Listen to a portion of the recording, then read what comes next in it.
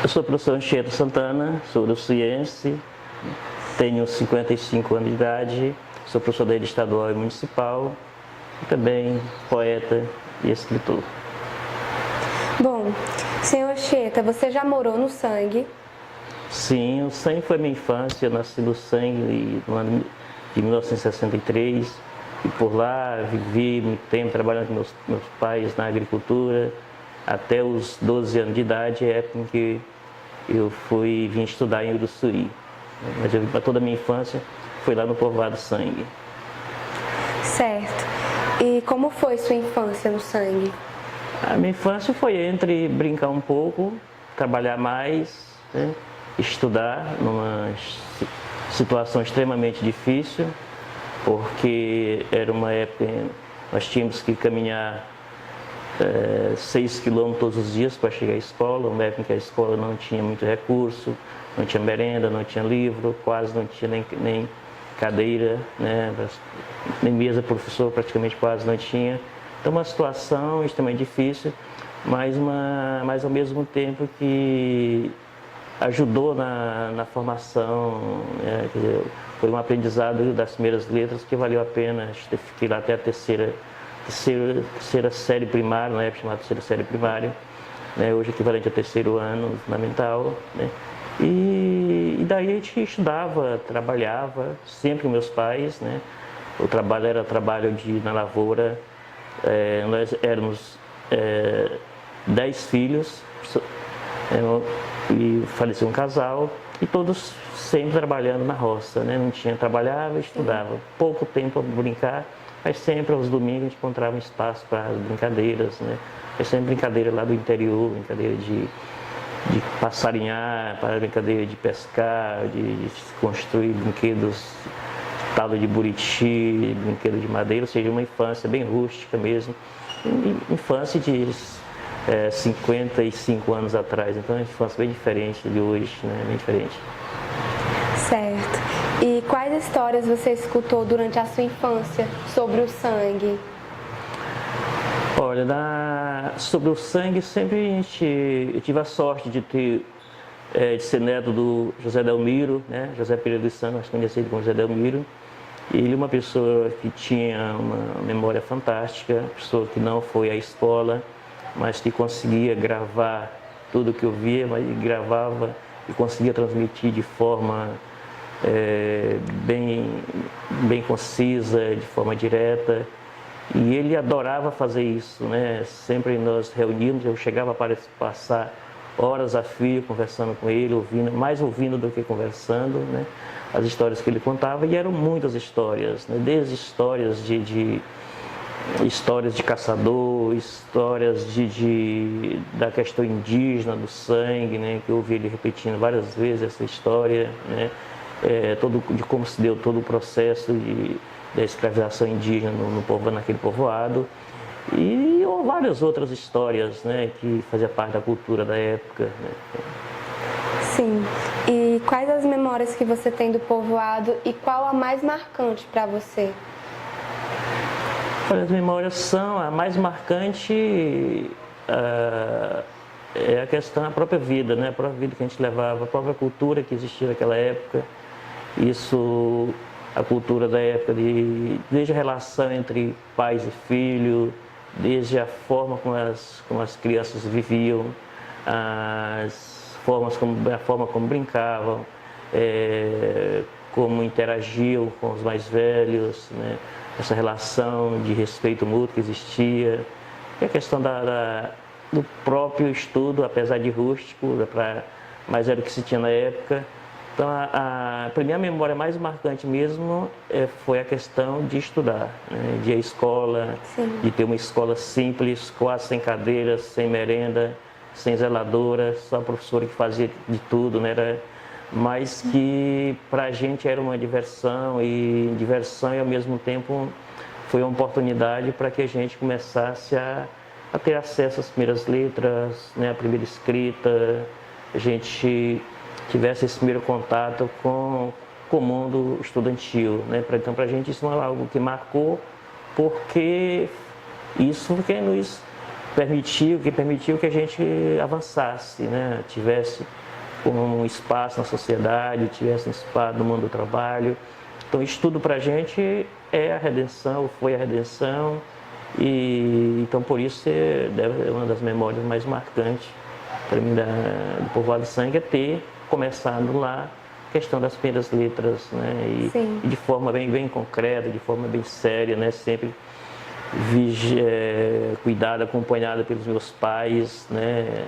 Sempre os pais preocupados com a questão da aprendizagem. Assim foi todas as minhas irmãs também passaram pelo esse mesmo processo.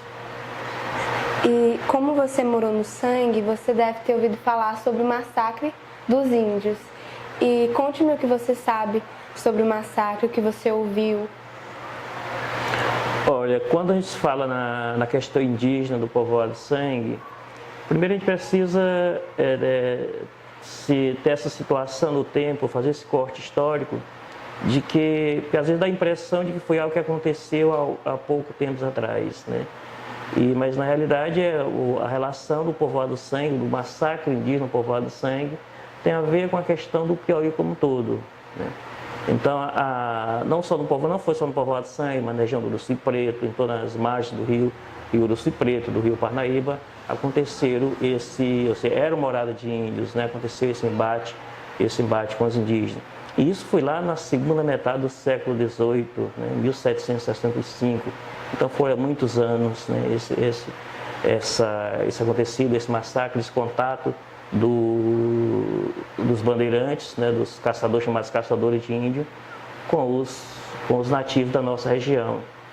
E o que eu cresci ouvindo, né? Principalmente do meu avô, que é a minha referência maior nesse sentido, e algo que ele nos contou, né? O que ele sempre narrou sobre a questão indígena do sangue, e apesar dele não ter lido em nenhum livro, mas só um exercício de memória que ele fazia, a gente pôde constatar depois que a gente chegou na universidade, depois que a gente entrou no mundo acadêmico, nas nossas pesquisas, tudo que ele dizia se confirmou. Em tese, se confirmou toda a história que ele contava. Então, a priori, a gente pensava que é só uma história fantasiosa da memória dele, que ele repetia, passado de geração em geração, mas na realidade é algo que está nos anais da história do Piauí. Então, esse massacre, né, isso é fato. E a história que a gente ouvia contar da época era que no Sangue foi isso em 1765, né, foi nessa época que foi criado um aldeamento indígena, uma espécie de um espaço onde os índios eram capturados, os índios que eram capturados eram levados para esse espaço, uma espécie de presídio, digamos assim, né? Que na época chamava de aldeamento, que ficava aqui no entroncamento dos rios Pretos e Balsas, que perto de Uruçuí. Todos os índios capturados dessa região eram levados para lá, eram separados por sexo, idade, gênero, e para poder ficar, na linguagem deles, ficar mais fácil de fazer o processo de aculturamento, ou seja, de tirar a cultura indígena e implantar uma nova cultura, que era a cultura da catequese.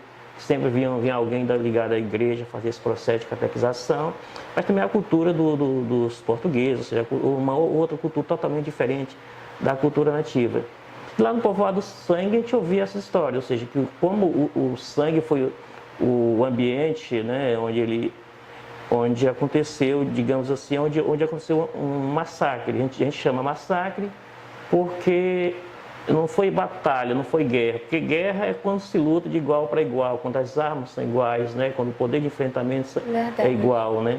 E no caso lá foi um massacre porque os bandeirantes, né? Os que falavam em nome da colonização, tinham armamento pesado, para a época era armamento pesado, não em relação aos arcos, as flechas que os nativos usavam.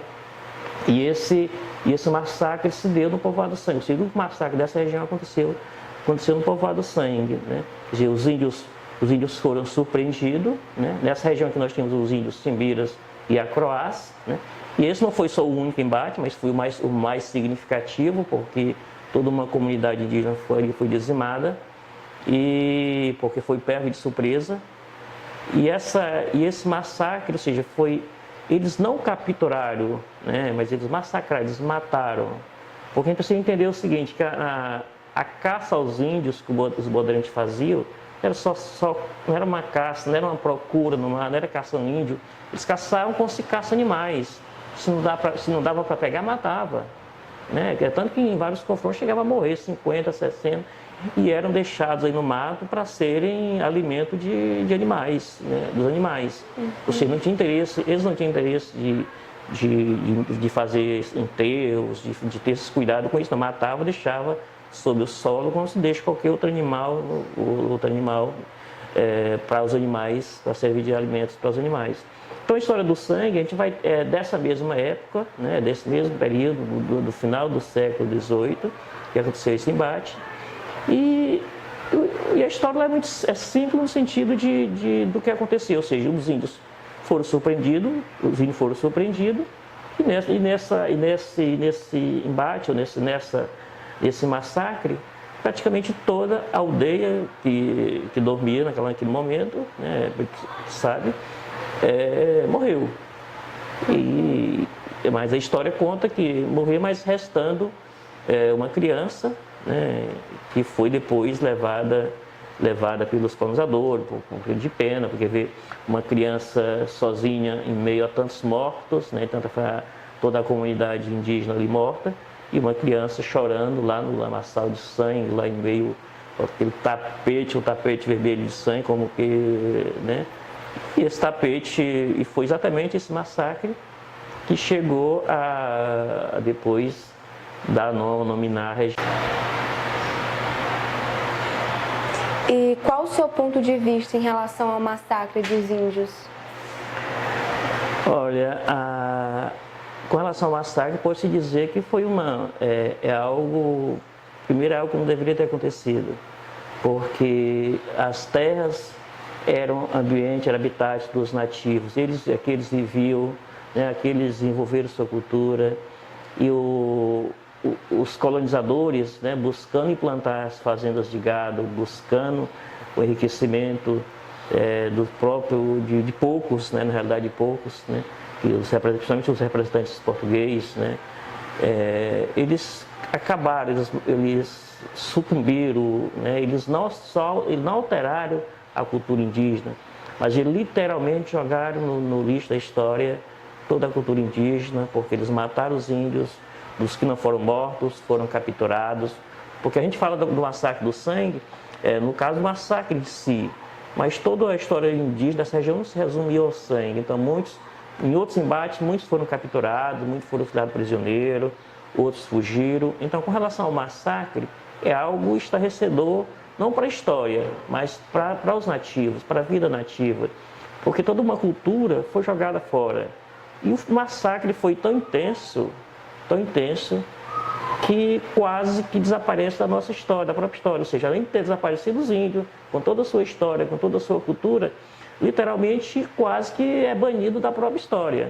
Então, é necessário que a gente continue nesse trabalho de investigação, de tentar publicar essa história, de tentar fazer que mais pessoas conheçam essa história do massacre dos nativos no povoado do sangue em toda a região de Uruçuí, porque para a história geral, para a história oficial, quase que esse fato, esse acontecido, ele não é visualizado, ele não é discutido, literalmente quase que banido do meio acadêmico, né?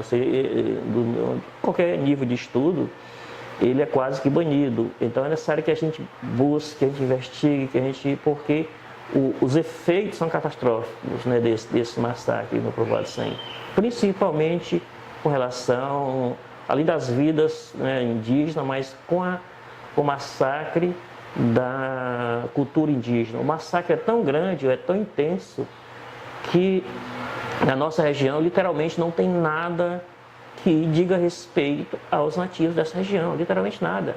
Você não tem um monumento, você não tem, no seu cemitério do povoado do sangue, você não tem outro fato.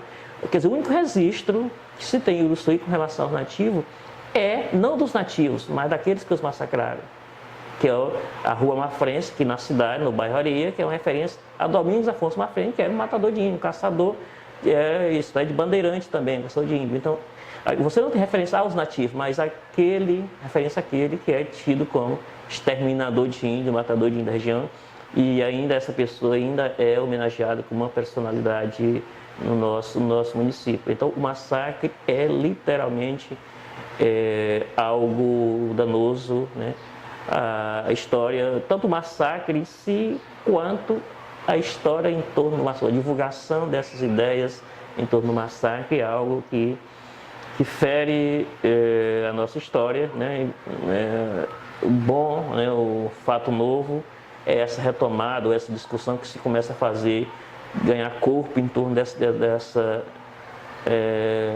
desse massacre, dessa batalha sanguinolenta que teve lá no povoado de Sangue. Então, esses estudos começam a dar vida, começam a trazer à luz acadêmica esse processo. Então, isso é algo muito significativo para a história e até para a cultura indígena, né?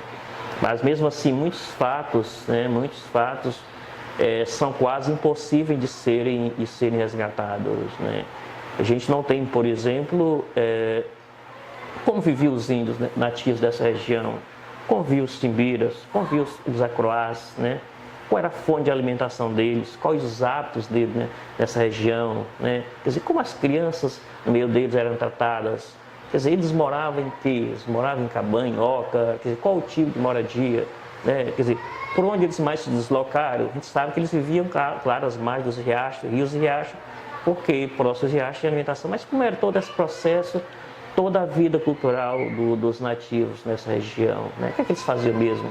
Se alimentavam do quê? Além das comidas básicas que a gente sabe que é indígena, mas nessa região aqui era do mesmo jeito de outras regiões, quer dizer, então essa história, essa cultura de vida deles é algo quase que impossível de ser resgatada, porque a história os anais da história do Piauí mal fala sobre a perseguição, os massacres indígenas, mas não entra em detalhes e não tem registro praticamente quanto à questão da cultura. Então isso é algo bem intensamente danoso para a nossa história sul-siliense, né?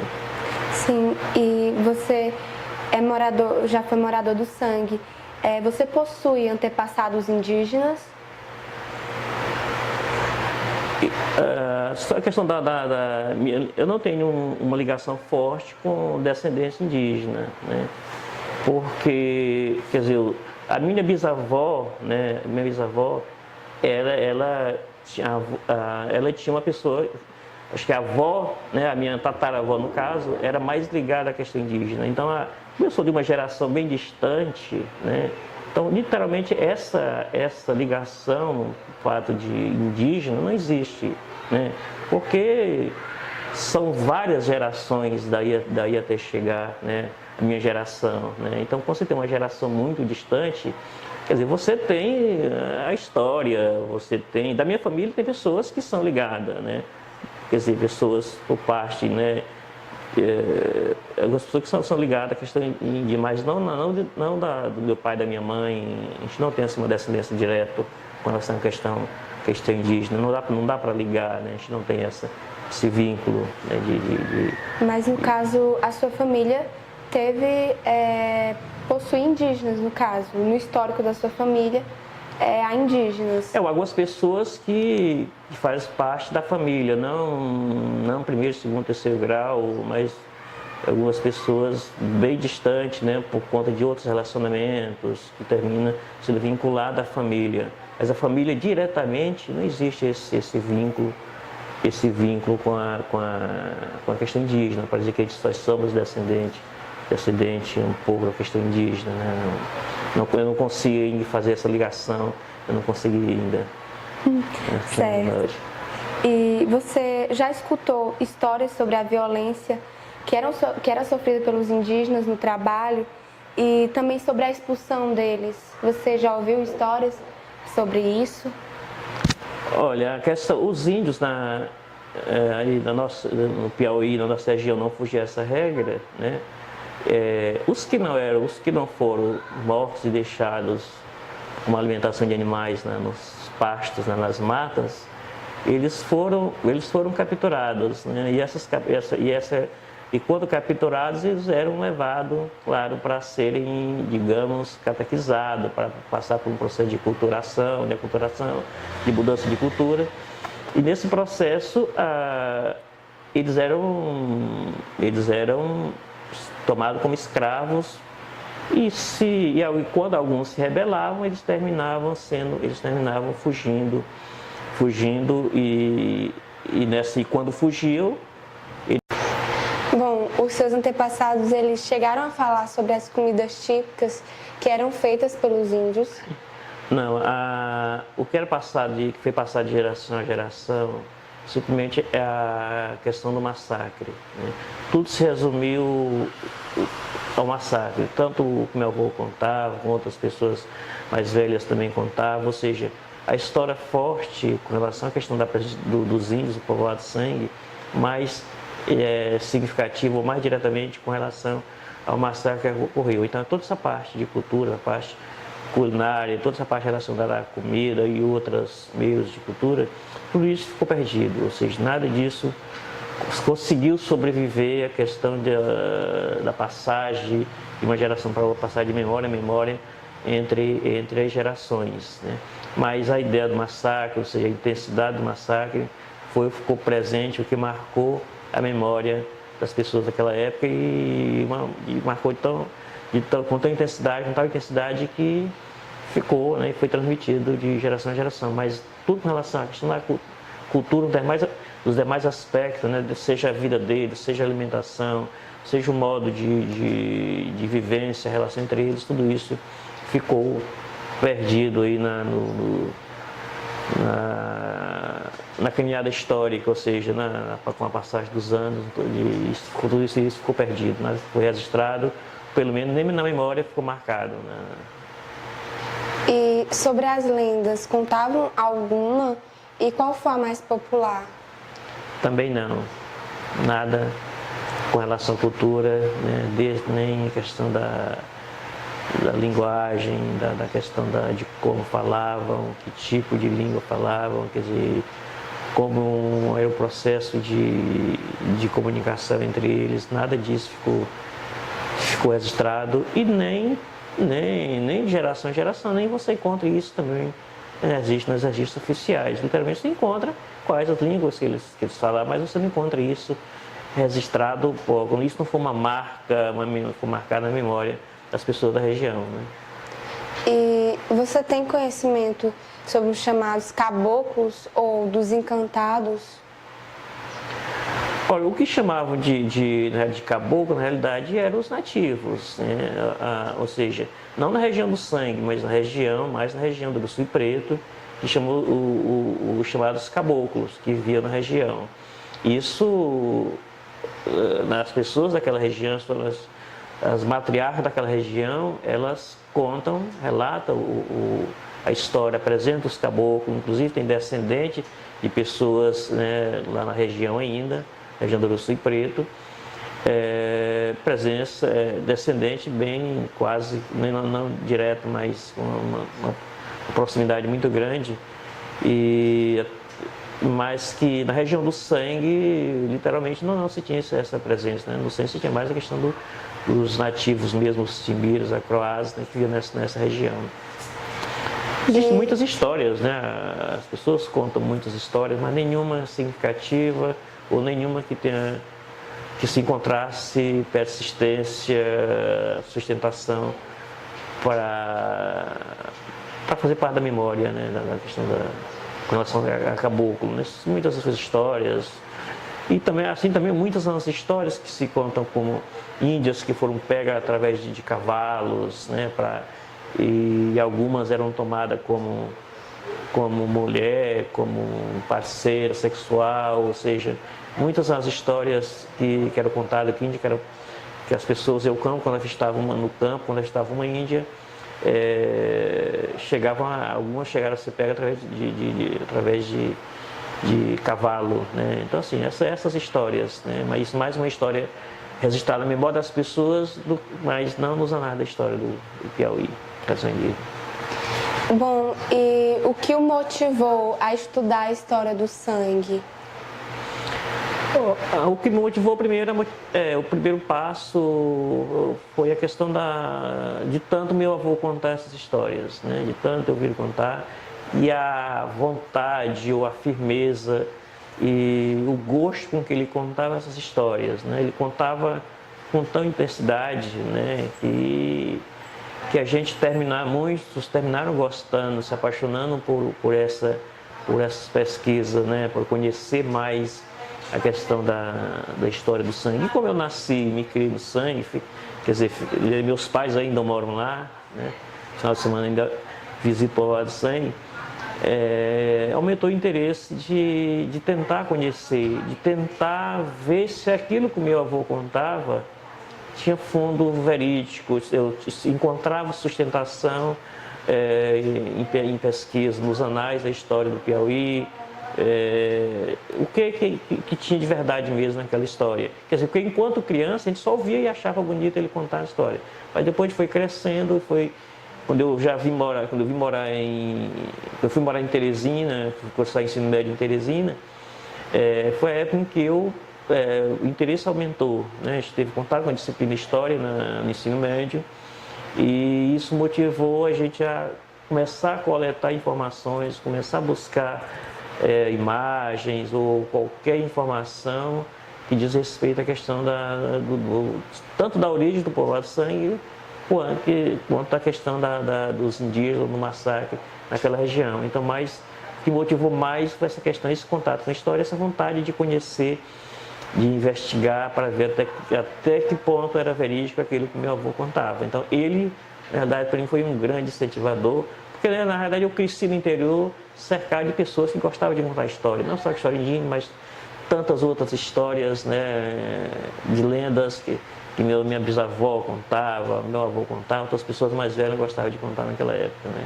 Então, isso aí para a gente foi um espaço, um ambiente muito que frutificou a questão dessa vontade de conhecer e buscar a história do Povoado do Sangue. E tem alguma lenda que os seus antepassados contavam que ficou marcado na sua memória? Tem muitas lendas que eram contadas, nenhuma dizia respeito ao Povoado do Sangue. Então, com relação ao sangue, ao Povoado do Sangue em si, não tem nenhuma lenda. As lendas que eles contavam eram lendas, seja do Piauí, seja de Cabeça de Cuia e outras tantas lendas, mas mais lendas estaduais ou nacionais, né, ou até mundiais. Mas não lenda que diz respeito ao Povoado do Sangue ou diz respeito ao Uruçuí, né, mas mais lendas nacionais, estaduais. Sentido. E como você se sente ao contribuir com as memórias desse povoado? Olha, eu sinto que está cumprindo um pouco o meu papel de estudante, de professor, né, e agora historiador, né, eu cursei meu curso de História na UFP, e então para mim é a realização de um sonho, né, inclusive com o meu livro que está sendo concluído sobre a história de Uruçuí, né, a vontade que eu tinha, o desejo que eu tinha de tudo o que eu consegui coletar em mais de quase 30 anos de pesquisa, né, sobre a história de Uruçuí, o meu desejo é que esse material não se perdesse, que as pessoas tomassem conhecimento e desse andamento e aprofundassem as investigações. Então, essa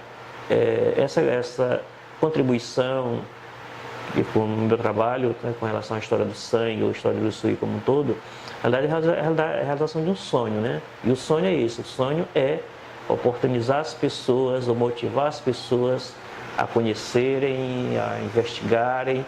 Porque história é isso, história é para você ler, você tomar conhecimento e você, enquanto acadêmico, enquanto outra pessoa interessada na história, investigar, aprofundar, né? Quer dizer, o que eu publico, você pode dar sequência, né, investigando, aprofundando, averiguando se de fato aquilo ali tem consistência, existe fonte consistente ou não, né? E qual a sua expectativa como historiador ao buscar informações sobre o sangue? A minha expectativa é que essa história ela seja cada vez mais esmiuçada, ou seja, mais investigada. Porque assim, uma coisa, algo só se torna histórico a partir que ele é tomado para ser estudado como objeto de estudo. Porque aquilo que fica guardado guardado nas gavetas, guardado só na memória das pessoas, literalmente se perde e não se transforma no fato histórico, né?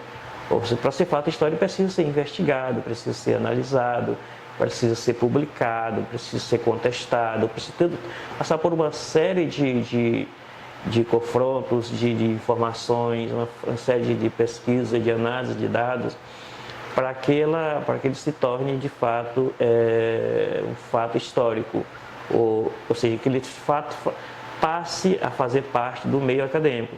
E a minha contribuição ela vem nesse sentido, de tentar trazer para o meio acadêmico essa discussão da vida indígena no nosso município, mas, e, claro, você na questão do povo falado também, e trabalhar mais essa questão do massacre. Porque com o massacre até que se tem mais elementos, mas a intenção é que se traga mais elementos com relação à vida dessas pessoas, desses nativos que viviam lá. Porque a história, ou seja, não a história, mas os sertanistas, os bandeirantes, tratavam os índios como animais, né? E poderiam ser mortos, escravizados ou qualquer outra coisa desse sentido.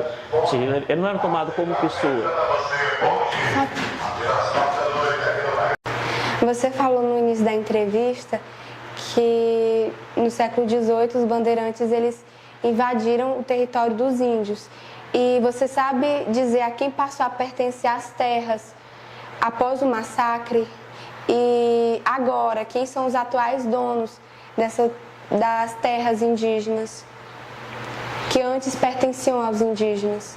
Olha, toda a busca para encontrar essas comunidades indígenas, para massacrar, ela tinha dois objetivos básicos, né? Primeiro que os fazendeiros que já estavam instalados em outras partes do Piauí não queriam serem incomodados com a presença de índios nas proximidades. Porque diziam que os índios atacavam, que os índios saqueavam fogo nas fazendas, faziam uma série de questões. E a outra era conquistar mais terras, né? Conquistar mais terras. E nessa conquista por mais terras, era preciso expulsar os índios do habitat natural. E nessa expulsão, né, claro, ocorria o que a gente já citou, que é a questão do massacre, literalmente massacre. Então, essas terras elas passaram a pertencer aos fazendeiros, né? Chega o Domingos Afonso Mafrense, chega os comandados do Domingos Jorge Velho, né? Ou seja, passaram a ser patrimônio dos fazendeiros. É tanto que, por exemplo, o Domingos Afonso Mafrense, que é homenageado, como eu falei, com o nome de uma rua, ele chegou a ter mais de 30 fazendas em todo o Piauí, né? Ele não teve fazenda aqui nessa região, mas todas essas terras passavam a ser propriedade dos bandeirantes, ou seja, do caso seja do Domingos Afonso Mafrense, seja do Domingos Jorge Velho, e tantos outros que eram fazendeiros na época, né, que instalavam fazendas aqui na época. Então essas terras, com a expulsão dos nativos, ou com a morte dos nativos, elas ficavam em poder do Estado, né? E o Estado era eles, né? O Estado era eles que dominavam essa terra. E porque nós estamos falando em final do século XVIII, né? É uma época em que o município de Uruçuí ainda não era constituído. Então muitas terras ficavam aí, literalmente sem dono, né?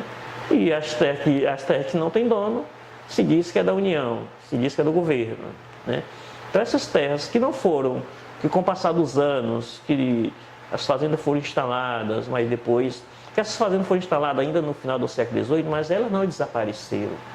Muitas fazendas foram ficando por aí, foram sendo retomadas por outras pessoas, até pessoas que se instalar na região depois, pessoas que não eram ligadas aos bandeirantes, mas que começaram a tomar posse da região.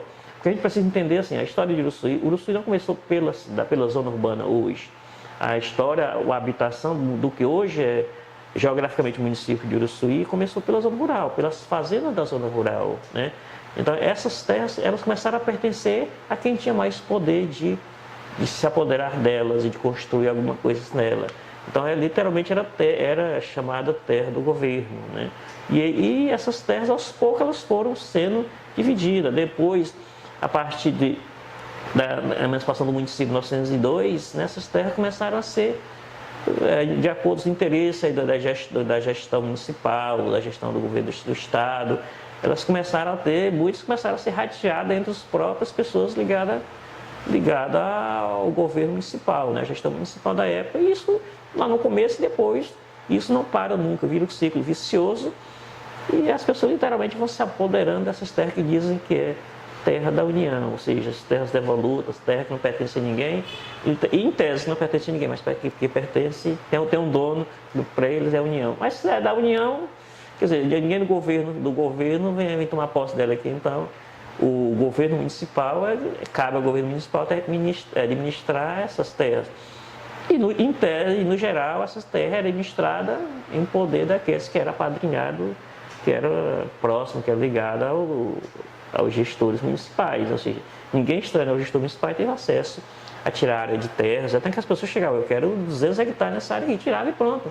Sem pagar um centavo, literalmente você pode tirar. E pronto, então, a partir dali ficava como dono. Então essas terras, hoje você não pode dizer assim, a quem pertence essas terras hoje? Essa está tão fatiada, está tão dividida, foi vendida por tantas pessoas, já passou de mão em mão, você não sabe nem onde começa ou onde termina as terras que pertencem aos indígenas. Ou seja, quem de fato são donos dessas terras hoje? Porque as chamadas escrituras, que são documentos das terras, né? Já existe escritura e outra escritura, uma mais nova, outra mais velha, mas tem uma briga de escritura, na realidade, uma briga pela posse da terra. Então, hoje não dá para dizer quem de fato pertence. Essas terras estão aí, entre fazendas, mais fazendas, nem sabe nem. Literalmente, eu não tenho por conhecimento de dizer a quem pertence essas terras hoje. Certo que não pertence ao povo pobre da região, ao povo que viveu na região. Isso aí eu digo que não pertence, né? Ou seja, que as pessoas que vivem no povoado do sangue são pessoas de pequenas posses em termos de áreas de terras, pessoas que possuem pequenas quantidades, são terras que foram herdadas de várias gerações, né?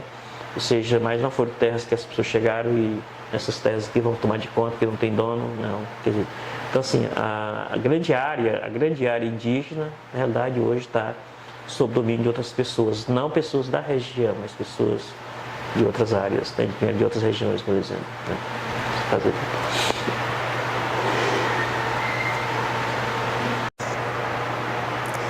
Mas, na sua opinião, a quem deve pertencer as terras? Olha, as terras que eram originalmente dos nativos, por certo, devem pertencer aos descendentes desse povo, né? Aqueles que são, né, que foram originados, que são descendentes dos nativos, logicamente teria que ser os donos, ou tem que ser os donos, os proprietários dessas terras, né? E não as pessoas, por quê? Porque essas foram terras que foram tomadas aí a ferro e fogo, né? Ou seja, na época, né? Quem comandou o massacre naquela época foi o mesmo coronel que comandou no Piauí no final do século XVIII, foi o coronel João do Rei Castelo Branco, né? E depois o seu filho Ferto do Rei Castelo Branco, eles que deram fogo, que literalmente comandaram, os comandados dele foi quem massacraram os índios nessa região. Então, se as terras eram dos índios e foram tomadas a ferro e fogo, como diz o poeta piauiense Segadobal, né, se foram tomadas a ferro e fogo, então essas terras, em tese, por direito, devem pertencer aos descendentes dos índios, né, aos descendentes dos nativos dessa região, porque eram proprietários. E esses nativos não venderam, não passaram o direito de posse para ninguém. Ou seja, foram mortos, foram expulsos dessa região Então, as suas terras, ou as terras que eles originalmente habitavam, foram passadas a outras pessoas. Então, deveriam ter sido passados, quem deveria tomar posse dessas terras são os descendentes desses nativos, né? E não outras pessoas que não tem nada a ver com o processo, né, original de uso da terra, né, de uso desse ambiente. E você ou alguém da sua família chegou a trabalhar de alguma forma nessas terras? Olha, a região do sangue, principalmente nos baixões do povoado do sangue, eu mesmo cheguei a trabalhar nos baixões, em alguns baixões com minha família, e lembro-me que lá a gente encontrava vestígios, né, de objetos usados pelos índios, né, vestígios, seja caco de pedaço de alguma louça, de algo que era feito de barro, né. Isso, quando a gente trabalhava nos baixões, a gente terminava por encontrar vestígio. Então, de certa forma, a gente trabalhou. Nós trabalhamos. Por quê?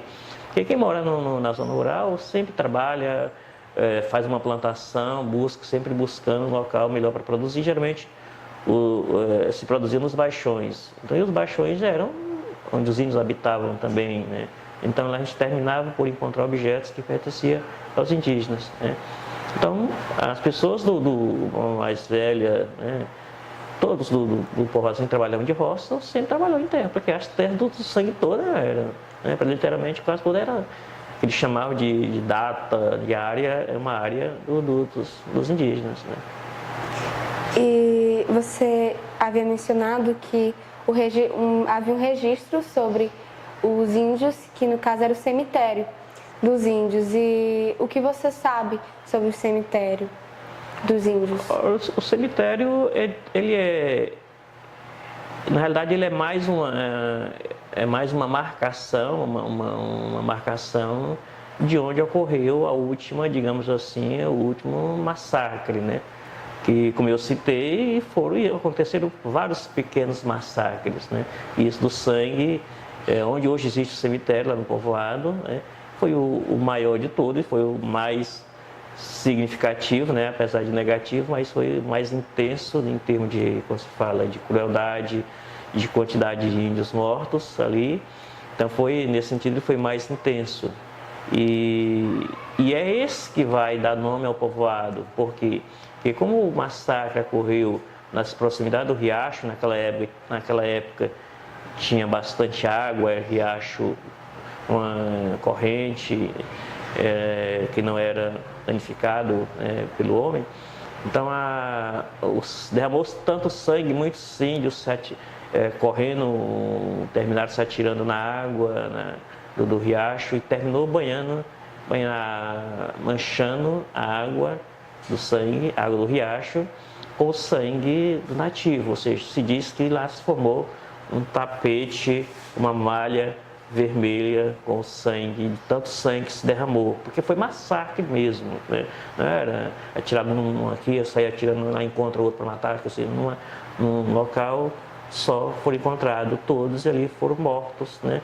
E depois foi providenciada a questão do cemitério. Então, o cemitério ele tem esse marco histórico, né? Porque ali é a marcação de onde aconteceu o massacre, o massacre mais intenso, né? E o mais significativo aí nessa corrida que os comandados aí, dos bandeirantes fizeram nessa região, né? Em toda a região de Uruçuí, esse foi mais intenso. Apesar de outras regiões, como Uruçuí Preto, e do Uruçuí Preto, também tiveram tantos outros igualmente cruéis, né? Não cruel no sentido de quantidade, mas cruel no sentido de correrem, de matar, de atirarem, né? Matarem com qualquer animal, né? E nessa entrevista você falou bastante sobre os índios. E eu gostaria de saber o que é ser índio para você. Ser índio é ter as condições ideais para viver como índio, né? E as condições ideais para se viver como índio é ter o habitat natural, ter a sua cultura respeitada, ter os seus direitos de ir e vir, né? na sua região, né? No seu espaço de aldeamento livre, né? Ser índio é não ser importunado, é não ter a sua cultura deformada, não sofrer pressão. Ou seja, ser índio é literalmente ser livre para viver. Viver, né, com o seu ambiente, como eu falei, com o seu ambiente, com a sua cultura, com o seu modo de vida de forma plena, né? Então isso é ser índio, né? Ser índio é ter espaço para viver, a não só isso, é um espaço que ofereça as condições naturais de caça, de pesca, ou seja, de ter elementos que proporcione a vida nativa, a vida indígena, e até se tivesse as condições também de vida nativa no sentido de ser nômades, né? No sentido de até poder se deslocar de uma região para outra, buscando melhores condições, sem serem importunados, sem correr o risco de serem, naquela época não era nem bala perdida, naquela época era bala certeira mesmo, bala direta para matá-los. E você falou que havia um parentesco distante com indígenas. E por ter esse parentesco, você se identifica como índio ou não?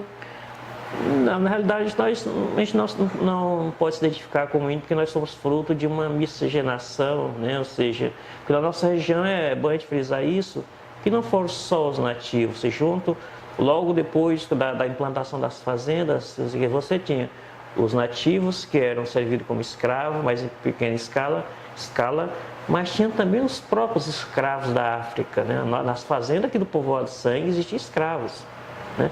Escravos trabalhando em fazenda, né? Então assim, você vai ter descendente na região. Nossa formação antropológica aqui em Uruçuí, no município de Uruçuí hoje, você vai ter a descendência indígena, você vai ter a descendência dos negros, você vai ter a descendência de pessoas que vieram de outras regiões fugindo da seca para morar aqui nas margens dos rios e riachos. Você vai ter pessoas que vão vir do Ceará, pessoas que vão vir de Pernambuco, de outras partes do Piauí, pessoas que através da navegação vão vir até de outros países, né? Até de outros países morar em Uruçuí, né?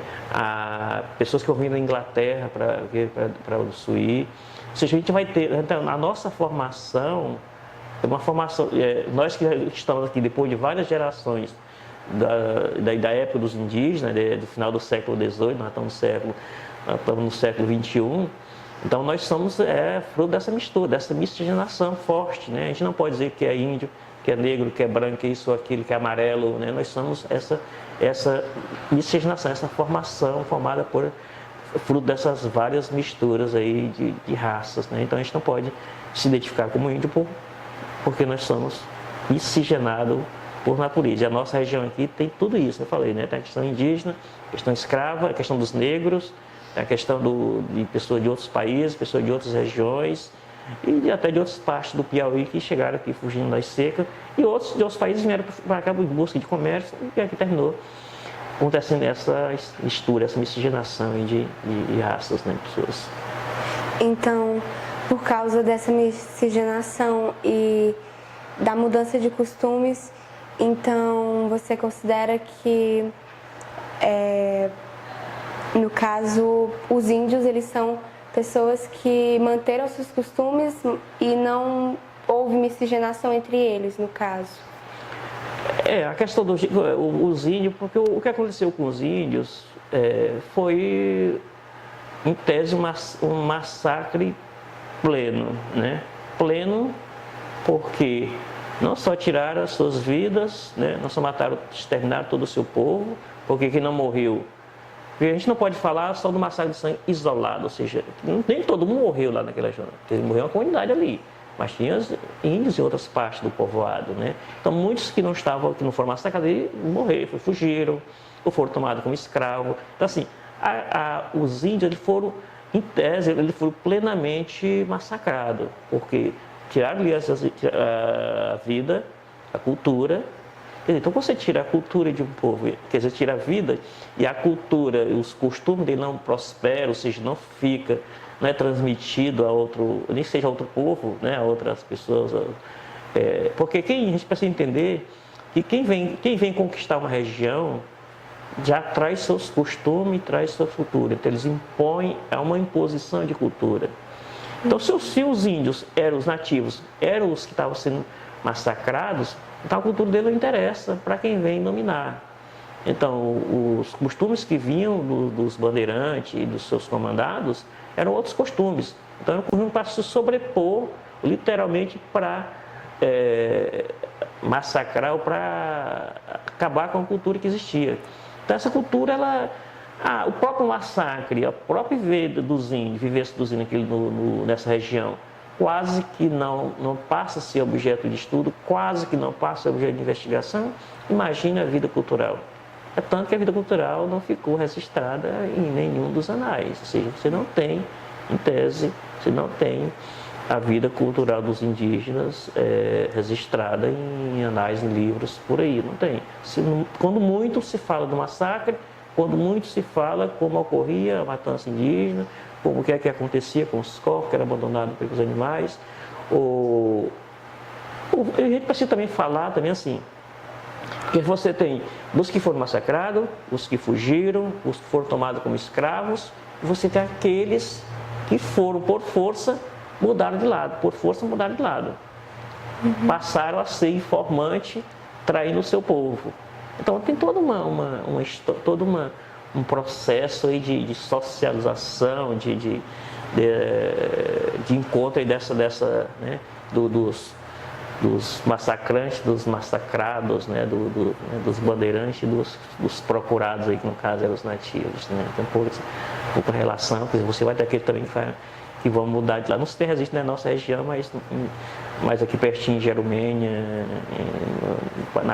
Paranaguá, essa região para cá, você vai ter aqui um pouco do Maranhão também, que a coisa de Uruçuí, esses fatos não foram isolados por Uruçuí, as cidades aqui vizinhas também, né, faz parte desse processo. Né, no caso, você acredita que existe índios atualmente no Brasil, apesar de toda essa mudança de costumes e dessa miscigenação? Existe, não da sua forma primitiva, né? Hoje as comunidades indígenas, em tese, estão aculturadas, né? Vivem em outro ritmo, outro tipo de cultura. As comunidades indígenas hoje estão aí ligadas à modernidade tecnológica, né? Hoje são carentes, precisam dos serviços de saúde do governo, né? Ou seja, as epidemias terminam atingindo a comunidade indígena. Então, assim como atingiu também aqui na época os índios nativos dessa região. Então, os índios hoje não conviviam na forma primitiva, né? Existe, claro, as comunidades indígenas, no Brasil afora, organizada, né? E que precisam lutar, que precisam bater de frente com o governo, bater de frente com os fazendeiros para, se quiserem continuar enquanto indígenas, se quiserem continuar tendo a posse de suas áreas, né, de vivência. Né? Sim, muito obrigada pela entrevista, Anchieta, e finalizamos por aqui. Obrigado a vocês, Pedro.